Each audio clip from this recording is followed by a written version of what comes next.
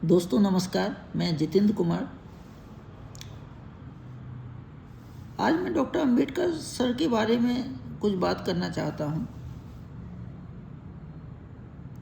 Doctor Ambedkar साहब ने सर्व समाज के लिए क्या क्या किया है, थोड़ा सा उस पर मैं प्रकाश डालूँगा। सबसे पहले मैं आपको बताता हूँ कि डॉक्टर अंबेडकर साहब का जन्म जो है मध्य प्रदेश के इंदौर जिले में एक जगह है महू, वहाँ पर हुआ था। जो महू है ना, इसको अगर ऐसा लगता है कि इंग्लिश में इसको पढ़ें तो इसकी स्पेलिंग MAHU है, लेकिन ऐसा नहीं है। महू की स्पेलिंग है MHOW, जिसका फुल फॉर्म होता है military headquarter of the war, military headquarter of war. Actuality में ये जो टाउन था महू, इसकी स्थापना ब्रिटिश सरकार ने 1818 में एक ब्रिटिश मिलिट्री कैंट के रूप में की थी महू की, और वहीं पर डॉक्टर अंबेडकर साहब का जन्म हुआ था। डॉक्टर अंबेडकर साहब का जन्म एक अस्पृश्य मानी जाने वाली महाजाति में हुआ था। अस्पृश्य समझते हैं ना आप लोग? अस्पृश्य का मतलब होता है जो छूने योग्य ना हो, यानी कि अछूत। यानी कि डॉक्टर अंबेडकर साहब का जन्म एक अछूत मानी जाने वाली जाति में हुआ था।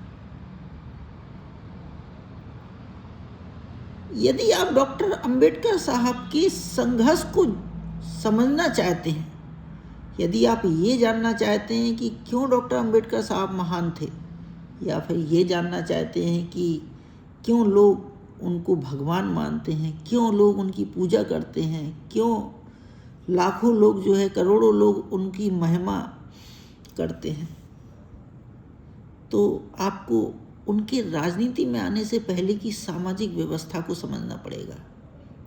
जिस दिन आप डॉक्टर अंबेडकर साहब के राजनीति में आने से पहले की सामाजिक व्यवस्था को समझ जाएंगे, आपको इन सवालों के जवाब अपने आप मिल जाएंगे।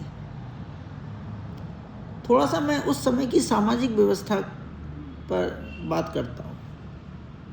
उस समय की जो सामाजिक व्यवस्था थी ना, उसमें अस्पृश्य समाज के लोगों को हिंदू बस्तियों के भीतर घर बनाने का अधिकार नहीं होता था। उन्हें अपने घर बस्तियों के बाहर बनाने पड़ते थे।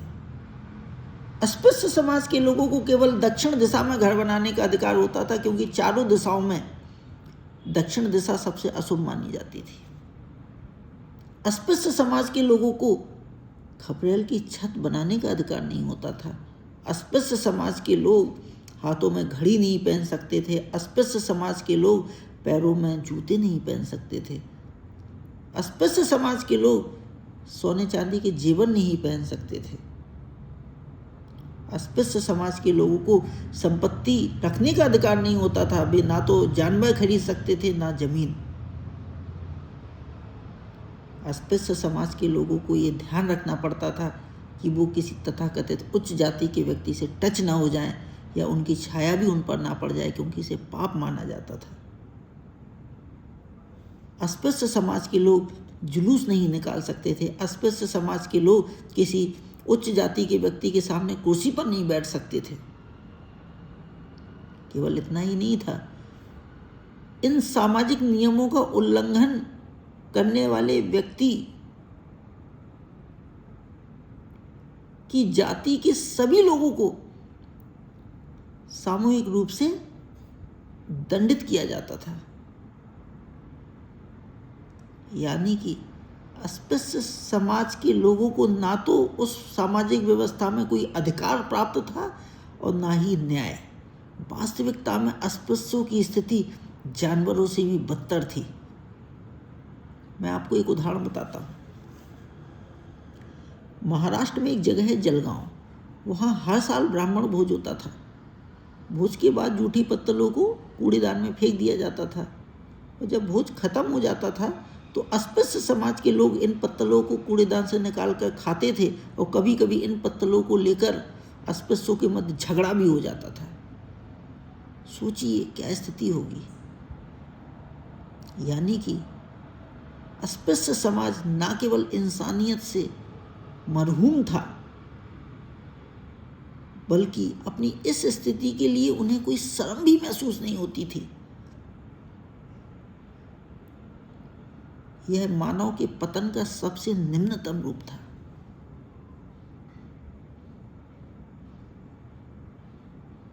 ये स्थिति थी उस समय।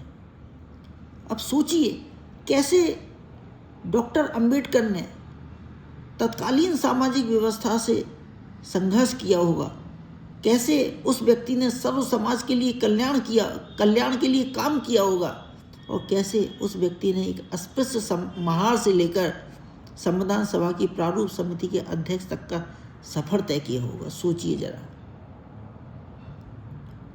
जब आप अपने घर पर अकेले में बैठकर ईमानदारी से सोचेंगे ना, तब आपको समझ में आएगा कि आज हम इसलिए हैं क्योंकि आज से 135 साल पहले महू में भीमराव नाम के व्यक्ति ने अवतरण लिया था।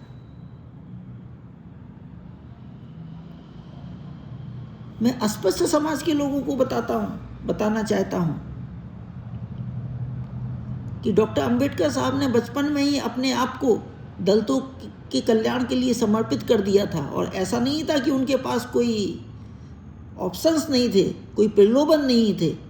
खूब प्रलोभन थे उनके पास, वो जो चाहते इशारा करने पर ही सब मिल जाता उनको। लेकिन उन्होंने ऐसा नहीं किया। उन्होंने अपना पूरा जीवन, अपने आप को, अपने पूरे जीवन को दलितों के कल्याण में लगा दिया। उन्होंने अस्पृश्यों के मन में स्वाभिमान पैदा किया। उन्होंने अस्पृश्यों में अन्याय से लड़ने की सामर्थ्य पैदा की। उन्होंने अस्पृश्यों को जागरूक किया। उन्होंने अस्पृश्यों को शिक्षा का अधिकार दिलाया और अन्य राजनीतिक अधिकार दिलाए। आज अस्पृश्य समाज के लोग उच्च पदों पर पहुंच रहे हैं, IAS, IPS, डॉक्टर, इंजीनियर बन रहे हैं। ये सब डॉक्टर अंबेडकर साहब की कृपा है। कुछ ऐसे भी लोग मिल जाते हैं जो अस्पृश्य समाज के हैं और कहते हैं कि डॉक्टर अंबेडकर ने हमारे लिए किया क्या है। ऐसे लोगों को मैं बोलना चाहता हूँ कि अगर डॉक्टर अंबेडकर साहब नहीं होते तो आपके पूर्वजों को पानी नहीं मिलता। अगर डॉक्टर अंबेडकर साहब नहीं होते तो आपके पूर्वजों को स्वच्छ सामाजिक वातावरण नहीं मिलता, और हो सकता है कि उनकी स्थिति जलगांव के लोगों की थी उस समय, वैसी ही होती। तो सोचिए आप कहाँ होते। कुछ लोग कहते हैं कि डॉक्टर अंबेडकर साहब दलितों के नेता थे, उन्होंने दलितों के कल्याण के लिए काम किया है, अन्य वर्गों के कल्याण के लिए नहीं किया। ऐसा बिल्कुल भी नहीं है। वास्तविकता में ऐसा बिल्कुल भी नहीं है। आप डॉक्टर अंबेडकर साहब को पहले अध्ययन तो करिए, स्टडी करिए उन्हें, तब आपको पता चलेगा कि डॉक्टर अंबेडकर साहब सर्व समाज के नेता थे। उन्होंने सभी समाजों के कल्याण के लिए काम किया है। पिछड़े वर्ग के लोगों से मैं कहना चाहता हूँ कि जब डॉक्टर अंबेडकर साहब ने संविधान का मसौदा लिखा तो उसमें पहले आर्टिकल 340 लिखा जो कि पिछड़े वर्ग के कल्याण से संबंधित है। उसके बाद दलितों के कल्याण से संबंधित आर्टिकल 341 लिखा। आर्टिकल 340 में डॉक्टर अंबेडकर साहब ने लिखा कि राष्ट्रपति, यह प्रावधान किया आर्टिकल 340 में कि राष्ट्रपति महोदय सामाजिक एवं शैक्षणिक रूप से पिछड़े वर्गों की जांच के लिए एक आयोग का गठन करेंगे। एक किस्सा सुनाता हूं आपको। संविधान सभा के एक मेंबर थे पंजाब राव देशमुख साहब। एक दिन वो सुबह सुबह जो है, जब डॉक्टर अंबेडकर साहब संविधान का मसौदा लिख रहे थे, तो उस दौर में वो एक दिन सुबह सुबह डॉक्टर अंबेडकर साहब के घर पहुँचे उनसे ये रिक्वेस्ट करने के लिए कि डॉक्टर साहब, जो पिछड़े वर्ग के लोग हैं उनके कल्याण के लिए भी संविधान में कुछ प्रावधान करिए। इस रिक्वेस्ट के लिए वो डॉक्टर अंबेडकर साहब के घर पहुँचे डॉक्टर साहब ने उनको बैठाला और एक संविधान के मसौदे का एक रफ कॉपी डली थी, तो उन्होंने पंजाब राव देशमुख को वो कॉपी दी और कहा कि देशमुख साहब आप इसको देखिए, पढ़िए, कोई कमी हो तो मुझे बताना, मैं अभी 10 मिनट में आता हूँ फ्रेश होके। डॉक्टर अम्बेडकर साहब चले गए, वो उस रफ मसौदे को पढ़ने लगे तो उसमें उन्होंने पढ़ा पहले आर्टिकल 340 और उनकी आंखें नम हो गई, वो रोने लगे। जब डॉक्टर अम्बेडकर साहब आए तो उन्होंने कहा क्या बात है देशमुख साहब, आप क्यों रो रहे, क्या मैंने कुछ गलती कर दी? तो बोले नहीं अम्बेडकर जी, आपने कोई गलती नहीं की, आप धन्य हैं, आप तो महान हैं। मैं तो आपसे ये रिक्वेस्ट करने आया था कि आप ओबीसी वर्ग के कल्याण के लिए संविधान में कुछ प्रावधान करिए, लेकिन मेरे कहने से पहले ही आपने इसमें आर्टिकल 340 डाल दिया है। संविधान लागू होने के बाद डॉक्टर अम्बेडकर साहब ने आर्टिकल 340 के तहत आयोग के गठन के लिए सरकार पर खूब दबाव डाला, लेकिन जब सरकार ने आयोग का गठन नहीं किया तो उन्होंने अपने लॉ मिनिस्टर के पद को त्याग कर सरकार को मजबूर कर दिया कि वे आयोग का गठन करें, और मजबूर होकर सरकार को 1953 में काका कालेलकर आयोग का गठन करना पड़ा, जिसने ओबीसी वर्ग के लिए आरक्षण की, जातिगत आधार पर आरक्षण की सिफारिश की। लेकिन हालांकि 1956 में डॉक्टर अम्बेडकर साहब की डेथ हो गई और वो खाली बस्ते में चला गया, लेकिन आर्टिकल 340 ही था जिसकी वजह से मंडल कमीशन का गठन हुआ और ओबीसी वर्ग को आरक्षण मिला। तो जो भी ओबीसी वर्ग को आज आरक्षण मिला हुआ है वो डॉक्टर अम्बेडकर साहब की कृपा है।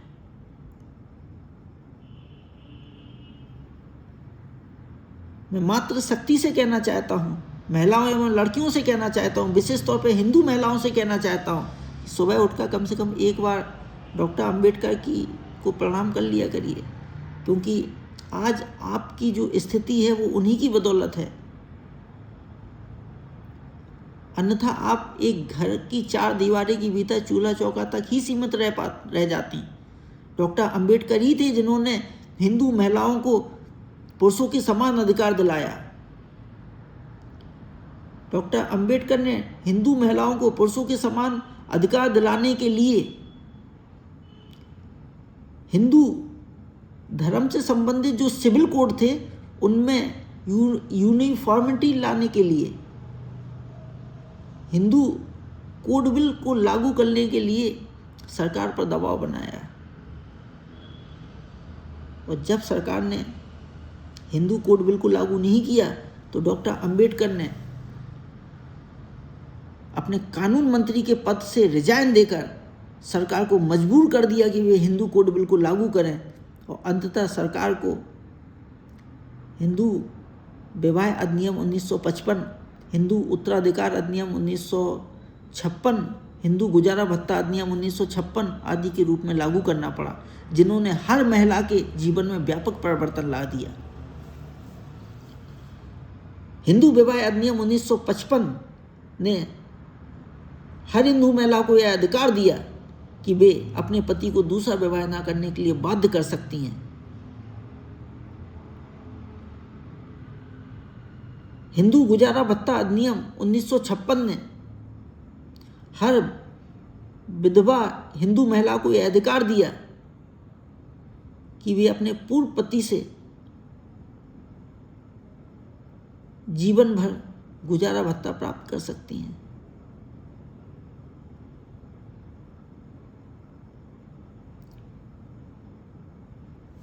डॉक्टर अम्बेडकर ही थे जिन्होंने हिंदू महिलाओं को पहली बार संपत्ति का अधिकार दिलाया, हिंदू उत्तराधिकार अधिनियम के तहत। तो महिलाओं के जीवन में व्यापक परिवर्तन लाने का काम डॉक्टर अम्बेडकर ही थे जिन्होंने सर्वप्रथम किया आजादी के बाद। डॉक्टर अम्बेडकर ने हमें एक ऐसा संविधान दिया, हमें एक ऐसा लोकतंत्र दिया, हमें एक ऐसा गणतंत्र दिया जिस पर हर देश के हर व्यक्ति को गर्व महसूस होता है। चाहे वो किसी भी धर्म का हो, किसी भी जाति का हो। ऐसा कोई वर्ग नहीं है जिसके कल्याण के लिए डॉक्टर अंबेडकर साहब ने काम नहीं किया हो।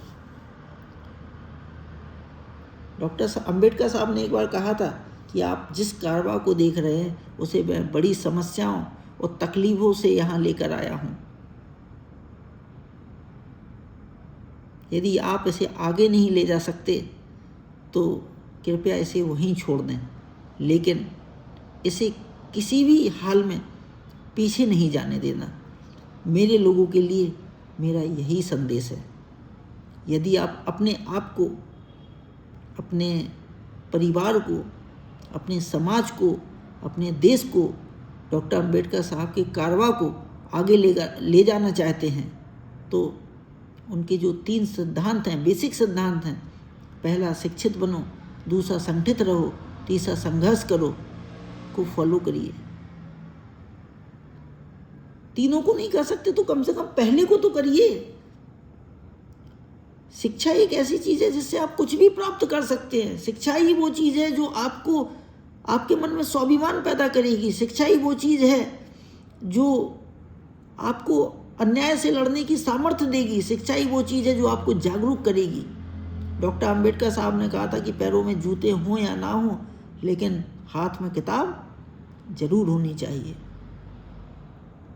शिक्षा तो प्राप्त करिए।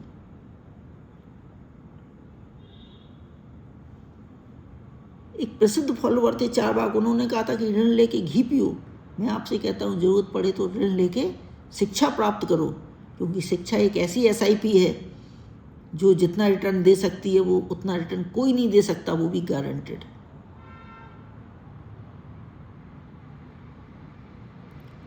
तो शिक्षा प्राप्त करिए, आगे बढ़िए।